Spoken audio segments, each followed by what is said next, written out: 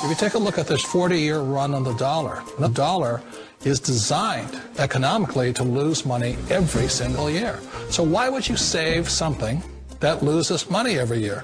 And what this means for somebody on retirement plans is that after you retire, the value of your dollar goes down and your cost of living keeps going up. To my rich dad, that was bad advice and made no sense. Again, it was different value. The important diagram my rich dad showed me when I was a little boy was a diagram known as a cash flow quadrant. And the quadrant is made up of the 4 different people who make up the world of business. So my rich dad said, in the world of business, there's E's. And E's stand for employees. An employee, he says, you can always tell who they are by their core values. And what the employee, whether the president or the janitor of the company, will always say the same words. The words are, I'm looking for a safe, secure job with benefits. That's what makes them an employee, because their core values are security. The other one of the 4 is the S, or the small business owner or the self-employed. And again, their core values will cause them to use the same words, which are, if you want it done right, do it by yourself.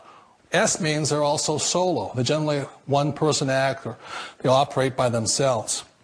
On the right side of the quadrant are the B's. And what Rich Dad said the B stood for was big business, or like Bill Gates. Forbes defines big business as 500 employees or more. And their words are different. They say, I'm looking for a good system, a good network, and the smartest people I know to help run my business. So they're unlike the S. They don't want to run the company by themselves. They want smart people to run their companies for them. And then the 4th of the quadrant is the I, and I stands for investor.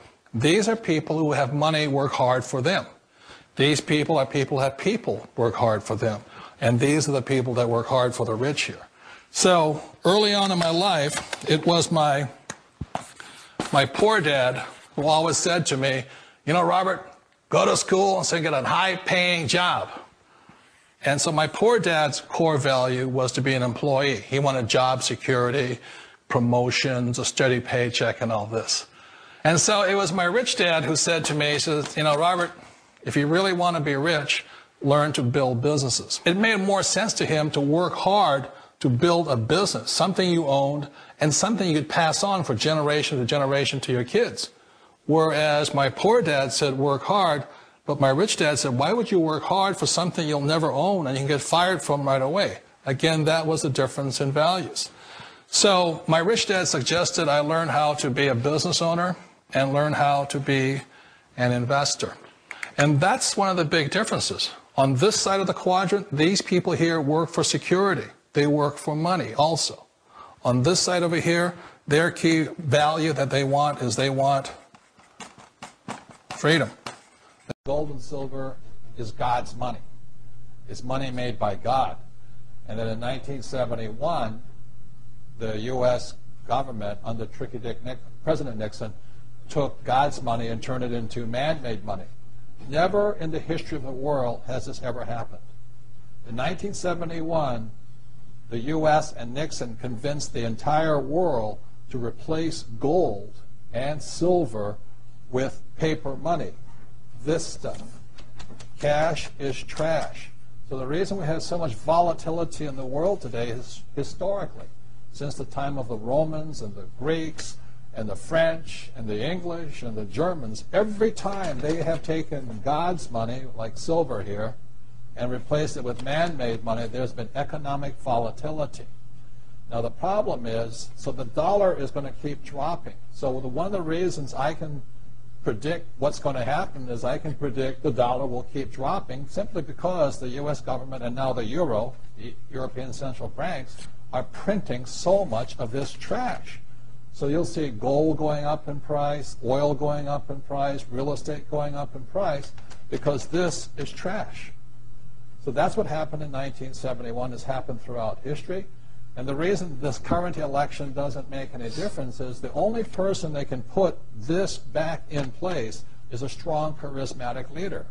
People like Julius Caesar, Napoleon. That's why they were such great leaders, was they actually replaced this with this. So there will be more this printed than ever before, which means the dollar keeps coming down and other things keep going up. And that's really what's going to happen.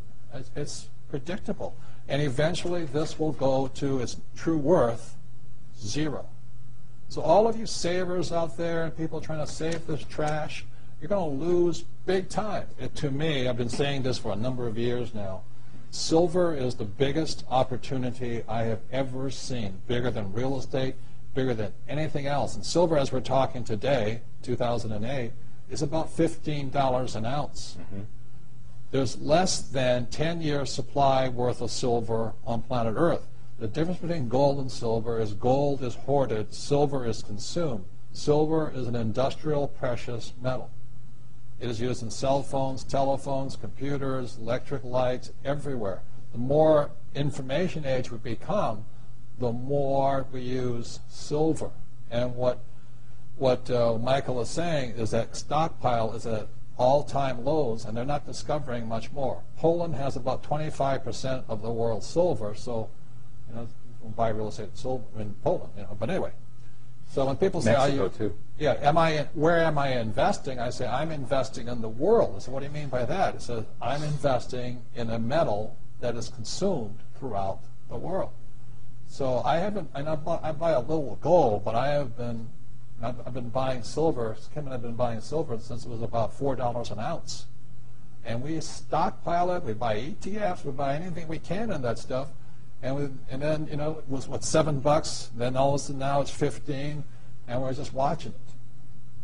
It is not crystal ball. You know, it is not about the stuff on television. It is pure supply, demand, economics, fundamentals. As I said, there's 2 billion people wanting the Western lifestyle.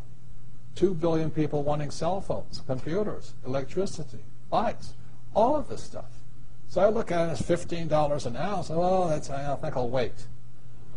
Well, I remember when it was $3 and $3.50, then $3.70, then $4, and then I said, yep, the bottom had been hit. The thing is trending up, and it just keeps going. Is when you've passed this point of no return with all of these issues and you keep printing more money, that leads to an event called hyperinflation. And that essentially means that so much money has been printed that prices rise so fast that it just completely destroys the value of the currency. And so we're dealing with two issues right now. We're dealing with deflation in the housing bubble. You've seen housing prices still decline because anything that has to do with credit or loans is deflating. People are defaulting. That market's deflating. Yet you see prices of food year over year for the year, essentially all of the year 2010, corn, cotton, commodities, whatever, is up 46% in 12 months. And this is very easy to find information on the web, and a lot of this has actually come through price scans at grocery stores and Walmart because the government doesn't report the real inflation numbers. They took out food and oil and gasoline out of the actual measurement so that it looks better, right? So same with unemployment. Same with unemployment. So they're completely useless. So if you go by the prices that you see at the store in Starbucks and coffee and juice and milk at Walmart, on average, food prices have gone up 46% in the last 12 months. And a lot of the vendors out there, instead of raising the prices significantly, they've reduced the quantity size. So instead of getting a 16-ounce bag of chips, you're now getting a 12-ounce, and you just don't even know it, but you're paying the same amount of price. So there's where the 30% comes from, right? So inflation has started to come into the system through this. They're having huge issues in China in the real estate market right there with inflation in real estate that they're trying to get under hold. And so the end game for all of this, through the people who I've studied for the last few years now and who really, really know this stuff, is hyperinflation. And there's going to come a point in time where no matter how much money you have in US dollars, it's not going to buy you anything. And like I said, if you think that's far-fetched conspiracy theory, you know, I'm talking crazy stuff, it's 30 different countries in the last 100 years. Well, think about Germany. Germany in the 1930s, you know, it's already happened here in the US twice. People just don't know about it. It happened to the U.S. Revolution, the Civil War. Already went through hyperinflation here twice. And the last time was in Argentina in 1980. It was one of the most recent times. And it's a very civilized country. And one day people woke up and the banks were shut down. They couldn't take their money out. The government devalued the currency by, I think, like a factor of 50% to 100%. So you woke up the next morning, you couldn't get your money out of the bank account. The government said it's now worth half of what it was the day before, which means your house and your car and everything and food cost twice as much. And all of the money you had saved up for retirement now bought you half of what it normally would have. The problem with this is all of the people in the boomer generation who are dependent upon Social Security and that check to keep paying their rent, which is the vast majority of people in that age group category, unfortunately. Let's say you get a check for $1,000 a month and your house is paid off and whatever that may be, so it's just enough to buy food and pay for prescription medication and whatever else you need. Well, it's not going to really matter much when a gallon of milk is 20 bucks. Or your groceries, instead of costing you $50 a week, cost $500 a week, because the amount of money that you get in that check is still going to be $1,000 every month. The amount of money that you have in your savings account or your portfolio, investment portfolio, is going to stay the same, but the value of it is going to have dropped like a rock. So it's going to buy you 10% of what it would have normally bought you today. And that's the real issue, is if you have money in your bank account and it's in US dollars, my personal feeling and the feeling of many others who follow this and who've studied this is that in the next 6 to 36 months, it's not going to be worth anything. Mm-hmm. And that's the opportunity here, and that's why I said you're either going to end up on the losing side and you're going to lose everything, or you're going to end up on the winning side, because there's an alternative play to take advantage of that, which is to get into commodities and gold and silver, and you're going to come out of that on a hugely winning side. And I'll give you a quick number in 1980. So last time we went through a big bout of inflation was in 1980. And if you had bought $20,000 in silver, can't spell, in 1971, and then you had kept it, so you bought $20,000 in silver, $20,000 in silver in 1971. By 1980, that amount of silver, 20 grand worth, would have been worth $770,000, and that's in 9 years. At the same time, the value of your house dropped like a rock. So if you had invested in real estate in 1971, in 1980, it didn't drop like a rock. I think it actually went up by twofold, but it dropped in a rock when valued against silver, which jumped up several thousand, I believe like 3,500%. During that same time period. And so the deal with 1980 is we didn't have all 5 of those issues. We really just had one, which was inflation. And the other interesting part is that it really wasn't a global issue. We didn't have Ireland and Portugal and Spain and Greece going under, right? And also, people in China couldn't buy gold. People in Russia couldn't buy gold. Many, many countries around the world couldn't buy gold and silver at the time. So there was a lot of buyers for a given pile of material. Well, now there's how many billion Chinese who can come in and who are buying gold like crazy right now, and everybody else around the world, it's really globally available at this point.